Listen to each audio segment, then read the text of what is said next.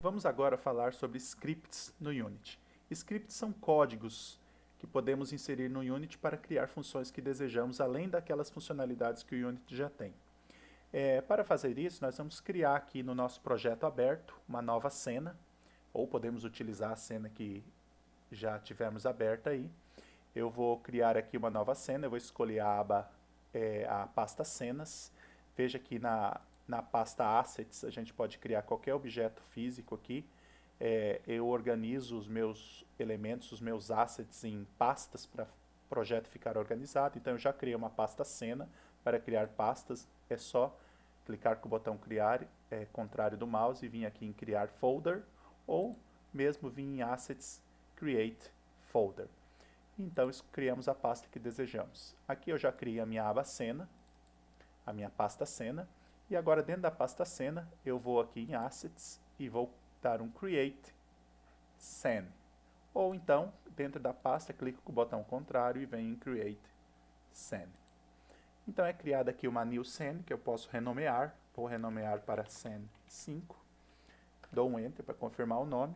Agora vejam que eu criei a cena 5, mas aqui em cima, ainda na aba Hierarchy, ainda está Untitled, ou seja, ainda está uma cena sem nome, ou seja, eu não abri a cena 5. Então eu dou um duplo clique e agora a cena 5 aparece aqui, então ela já está aberta para minha edição. Bem, vamos só relembrar que o Unity é organizado em assets, como vimos, que são tudo que adicionamos aqui fisicamente, como cenas, como modelos, materiais. E, além disso, está organizada em Game Objects e Components. Game Objects é tudo que colocamos na cena, e Components são as propriedades desses Game Objects que colocamos na cena. Os scripts, que são os códigos que nós vamos utilizar, na verdade, eles são components atrelados a objetos. Alguns tipos nem precisam ser atrelados a objetos, mas os tipos que nós vamos ver neste momento são aqueles que vão atrelado a Game Objects, para definir comportamento para esses Game Objects. Então, a primeira coisa que a gente vai fazer é criar aqui alguns Game Objects. Então, vou clicar com o botão contrário aqui e venho aqui em criar vazio. Veja que criou um novo Game Object aqui, que eu posso renomear. Vou, por exemplo, colocar aqui nome obj1, ou seja, objeto 1. E esse objeto, como ele é um objeto vazio, vejam que se eu der um duplo clique nele, ele centraliza a visão aqui num ponto da tela, mas eu não vejo nada, porque esse Game Object é vazio, ele só tem um único componente que é o seu transform, que é a sua posição, mas ele não tem um filtro, ele não tem um mesh para ser visto, ele não renderiza, então ele é um objeto vazio. Eu vou adicionar um outro objeto agora, de outra forma, vou clicar aqui no menu Game Object e vou criar um 3D Object. Vou criar, por exemplo, uma esfera. Que o Unity já colocou o nome de esfera. Eu vou renomear apertando a tecla F2 e vou chamar este objeto de obj2. Observem que esse obj2, ele aparece aqui como uma esfera na tela e os componentes dele são totalmente diferentes daquele obj1, que é um objeto vazio. O obj2 tem um componente transform também, e ele tem aqui um componente mesh filter, que é na forma de uma esfera, que é o que dá esse formato redondo para ele. Tem aqui um mesh render, que é o componente que faz ele ser mostrado na tela, onde a gente define o material e as suas propriedades de visualização, e tem um colisor do tipo esfera, que é o que define as colisões na forma de esfera. Então, vejam que pelo fato dele ter componentes diferentes, ele já tem um comportamento todo diferente. Ele é visualizado aqui como uma esfera. Já o obj1, que é um Game Object vazio, ele só tem um transform, que é o único componente obrigatório. E ele nem é visualizado aqui, né?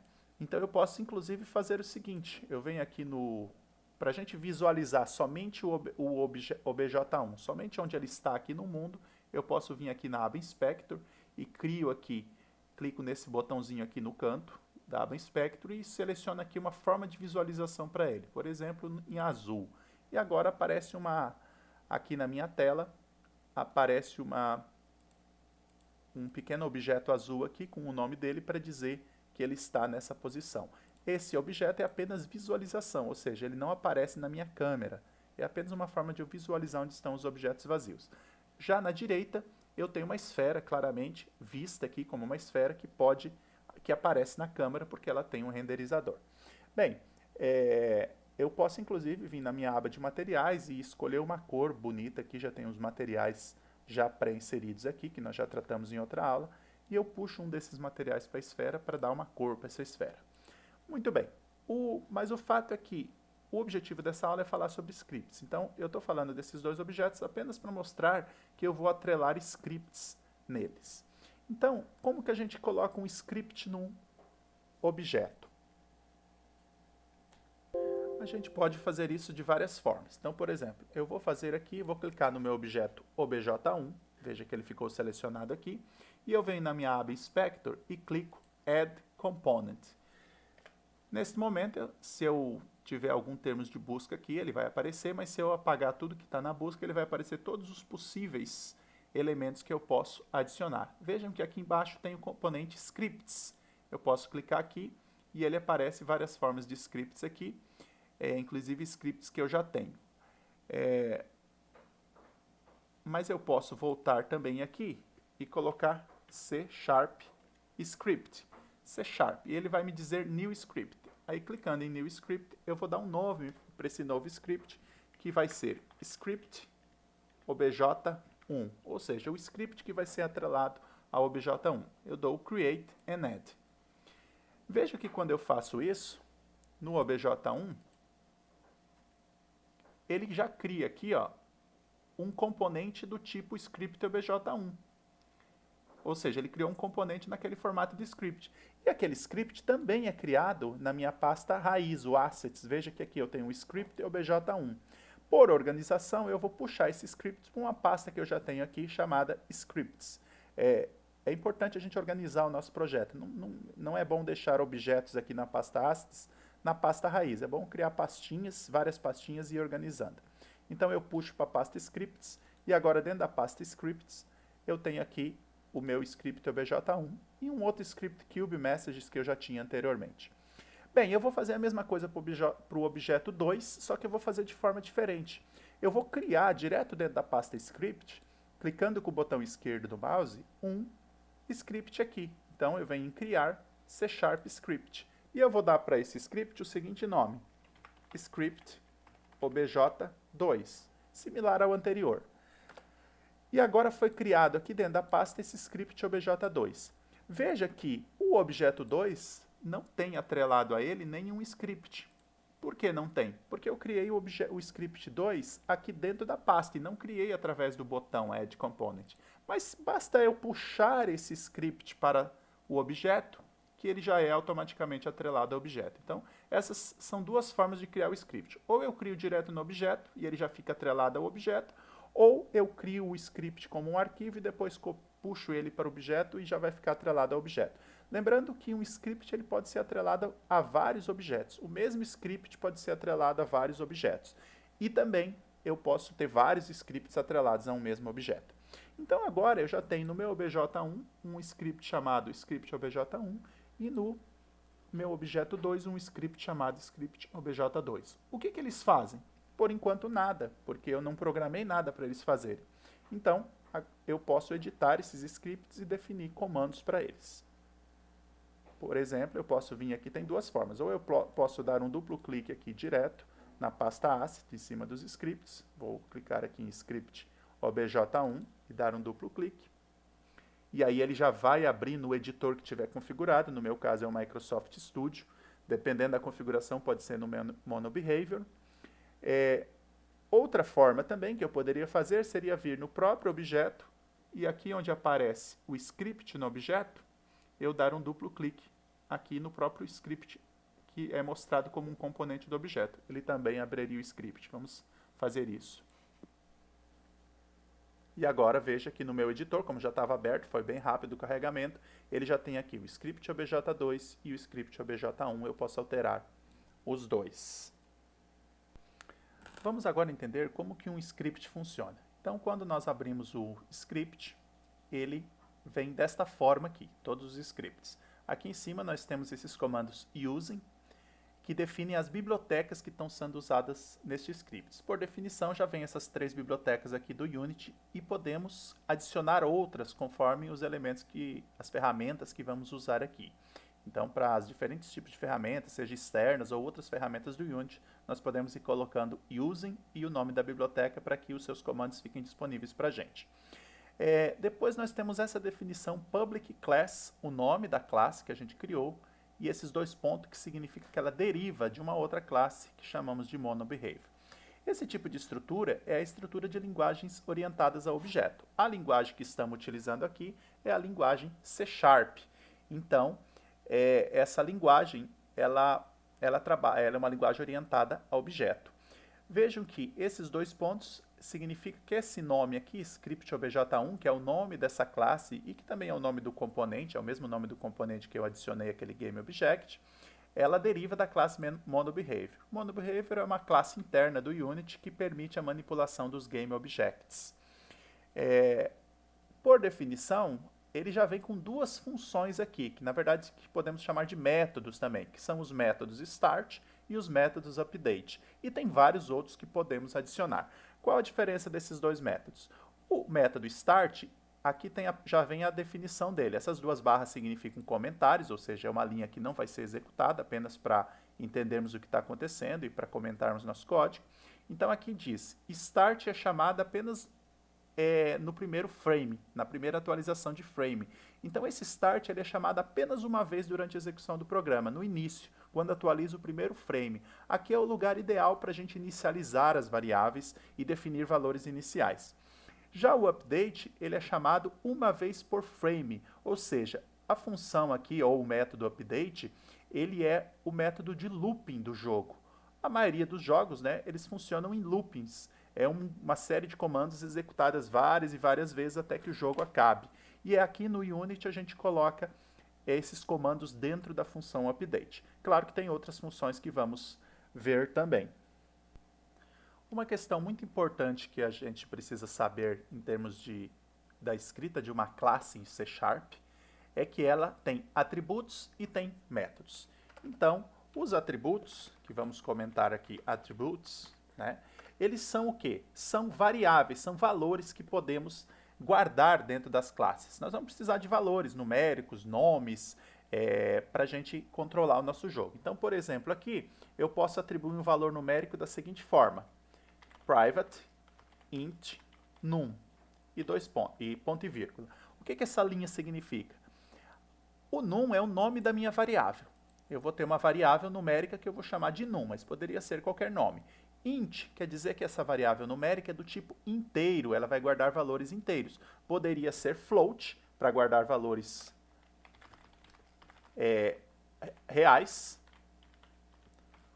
ou poderia ainda ser, por exemplo, string, para guardar valores do tipo texto. Ou poderia ser vários outros tipos. Na verdade, até o nome de classe define formas de objeto, mas esses são os tipos mais básicos. E o que significa esse private? Esse private significa que esse dado é acessável apenas dentro da classe. Então, por exemplo, aqui, nenhuma classe externa poderá acessar esse dado, somente os métodos da classe. Outra forma que a gente poderia colocar é public. Nesse caso, a gente está dizendo para o programa que essa variável é pública, ou seja, ela vai poder ser acessada por outro código do programa. Isso é uma propriedade muito interessante das linguagens orientadas a objeto, como o C#. Então, nós temos os nossos atributos, que são as nossas variáveis, onde guardam os nossos dados. E nós temos os nossos métodos ou funções, que são o quê? São as funções que mudam o comportamento das nossas variáveis e também dos nossos GameObjects. Ou seja, aqui nós podemos mudar o comportamento dessas variáveis. Por exemplo, aqui no start, eu poderia dizer que a variável num, ela vai ser igual a 1. Então vejam que quando eu uso esse comando, num igual a 1, eu estou atribuindo para aquela variável num o valor 1. Eu poderia dizer também que a minha variável num2 vai ser igual a 1.2.0f. O que eu estou dizendo aqui?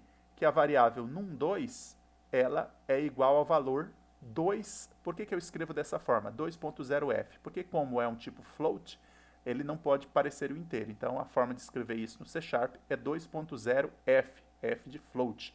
E por que ponto zero? Porque ele pode ser um número quebrado, né? Poderia ser 2.01, 2.02. E para minha variável de texto, eu posso, por exemplo, atribuir um valor de texto. Para atribuir um valor de texto, nós usamos aqui aspas duplas e colocamos o texto entre ela. Por exemplo, nome da variável. Veja que pode ter espaço. Dois pontos, ponto e vírgula é a forma que a gente termina um comando em C#, assim como C e C++. Então, aqui na minha função start, eu atribuí os valores iniciais. Eu vou salvar esse script e vejam que quando eu volto para o meu unit, aqui no objeto 1, naquele script 1, agora aparece aquelas variáveis que eu coloquei como públicas. Antes, quando elas não tinham ou estavam como privadas, elas não apareceriam aqui, mas como elas estão como públicas, elas já aparecem no meu editor para eu poder editá-las, inclusive durante a execução do jogo, pelo menos no editor. Veja que os números, tanto o float quanto o número inteiro, eles já aparecem como zero, porque o Unity faz essa definição automaticamente. A linguagem C# faz isso por padrão. Enquanto que o meu texto inicialmente não tem valor nenhum. E aqueles valores que eu incluí lá? Aqueles valores que eu incluí, eles só vão ser atribuídos quando a minha função start for executada, ou seja, quando o programa começar. Então vamos ver aqui, eu vou começar o programa apertando o botão play, e agora observem que aqui na aba script já foram atribuídos os valores que eu coloquei, 1, 2 e nome da variável. Então, quer dizer que a função start alterou as minhas variáveis inicialmente. Bem, e a função update? A função update, ela gera o loop do programa. Então, é aqui que o código vai ser executado. Como exemplo, eu posso fazer aqui uma alteração desses valores. Veja só, eu vou pegar esse número 1, que começou como 1, e vou fazer da seguinte forma. Vou escrever aqui num mais mais. O que esse comando faz? Esse comando é o comando de incremento do C e C#. Ele vai pegar aquele 1 e vai incrementar 1, vai ficar 2, depois mais 1 vai ficar 3, mais 1 vai ficar 4.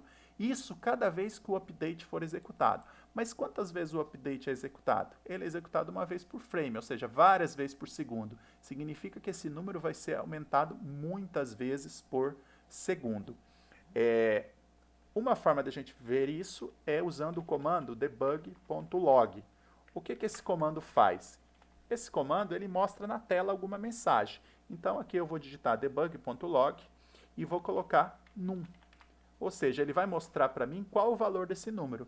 Como esse número está sendo alterado, esse valor também vai ser alterado. Então eu vou salvar esse script, volto aqui para o meu Unity e vou executar. Mas antes de eu executar, eu vou mostrar para vocês que aqui eu tenho a minha aba console. E aqui está selecionado Clear on Play, ou seja, ela vai limpar quando iniciar. É nessa aba que é console que aparece o debug, aquele comando debug, a mensagem que eu coloquei lá. Então veja, eu vou dar um executar aqui. E se vocês observarem aqui o num1, o número, veja que ele está aumentando muito grande. Não é verdade? Por que isso está acontecendo? Porque tem aquele comando num mais. Se eu olhar aqui no meu console, olha aqui o tanto de mensagem que está aparecendo. Nem dá de acompanhar. Por quê? Porque a função update ela está sendo executada muitas vezes por segundo e está colocando o número aqui na tela. Veja que ele vai crescendo, crescendo, crescendo. E essa é a forma de funcionamento do Unity. Vou parar minha simulação. Tudo que for colocado dentro do update vai sendo executado em loop. Essa é a forma que eu movo um personagem, essa é a forma que uma simulação acontece, essa é a forma de trabalho do Unity. Ok, agora nós vamos ver aqui como funciona a função de tempo no Unity, porque ela é uma função muito importante se a gente quiser trabalhar com funções físicas. Então eu vou apagar essas variáveis e atribuições que eu coloquei aqui. Vou deixar apenas um inteiro, na verdade eu vou deixar um float, que vai ser o meu número, para mim guardar o tempo. Eu vou até mudar o nome dessa variável para time, desta forma. E veja que ela está como privada, ou seja, só é acessada de dentro do programa. Eu poderia inclusive apagar o private, porque quando eu não deixo nada definido, ela é por padrão private. Então eu deixo uma variável time, do tipo float, que como eu não defini qual valor ela começa, ela vai começar com 0, por padrão do C#. Bem, aqui dentro do meu update, eu vou usar o seguinte comando. Num, vou fazer um número, ele vai ser igual Aí eu vou usar um comando do C# que é o time.deltaTime. O que é essa função? Está aparecendo em vermelho aqui porque, não é num, desculpa, é time o nome da variável, né? É porque ela não é uma...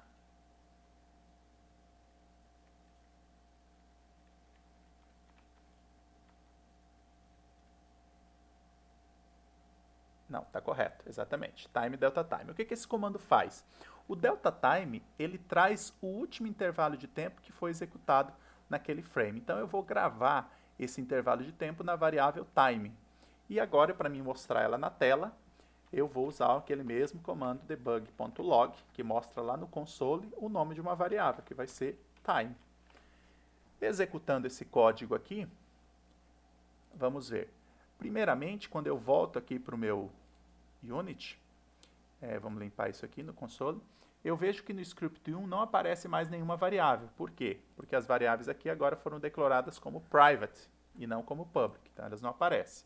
Agora, quando eu executar, o programa está executando, na tela eu não vejo nada, mas aqui no console veja que está aparecendo aqui uma sequência de comandos, ó. Time igual 0,004. Isso aqui é aquele time que eu pedi para imprimir. Então veja que os valores vão variando entre 0,04, 0,005, 0,054. Esse está sendo o intervalo de tempo de cada frame. Vejam que ele não é constante, alguns são mais lentos, alguns são mais rápidos, isso depende de máquina. Então aqui a gente consegue controlar o tempo de cada frame. Agora, para uma simulação física, seria mais interessante se a gente tivesse um tempo constante, porque, por exemplo, imagine que esse tempo aqui seja uma bolinha caindo. Vou parar a simulação. Imagine que seja uma bolinha caindo e aquele tempo, né, ele continua gravado aqui, é o tempo da bolinha caindo. Então, em cada momento, ela estaria ali em uma outra posição, só que ela estaria meio travada, porque as posições não são, os tempos não são constantes. Então, esse tipo de tempo aqui, ele serve para simulações, mas ele não serve muito para física. Para isso, para corrigir a física e a gente ter um tempo mais preciso, a gente pode usar outra função que existe aqui no Unity, que é o seguinte: eu vou apagar a minha função update. Na verdade, antes de apagar, eu vou abrir a outra função aqui, que vai ser void fixed update. Veja que ele já completou para mim, porque é uma função interna dele. O que é o fixed update? Fixed quer dizer consertado, ou seja, um update consertado. Ele é um update que não tem aquelas variações. Da mesma forma que eu fiz aqui, vou copiar o comando de cima, Ctrl C, Ctrl V. E agora, eu vou pegar o meu time, a minha variável, só que ela não vai ser delta time, ela vai ser também .fixed delta time. O fixed delta time é um tempo consertado também. Então, a gente usa esse tipo de comando, fixed update e fixed delta time, para física, para simulações físicas, porque eles são mais precisos e eles estão em tempo constante. Eu posso apagar minha função update agora e executar novamente para ver o que acontece. Então, vou salvar o meu código, volto para o Unity e executo aqui no Play. Está em execução e agora, quando eu clico aqui no meu console, eu estou vendo aqui que o meu fixed delta time, veja, ele é constante, 0,02. Isso aqui daria uma simulação fluida. O tempo é constante, então o objeto vai cair assim de forma bem fluida ou vai andar de forma bem fluida. Então, essa é uma dica importante para a gente trabalhar com física. Quando trabalharmos com simulação física, a gente deve usar a função fixed update ao invés da função update. E deve usar o time fixed delta time ao invés do delta time.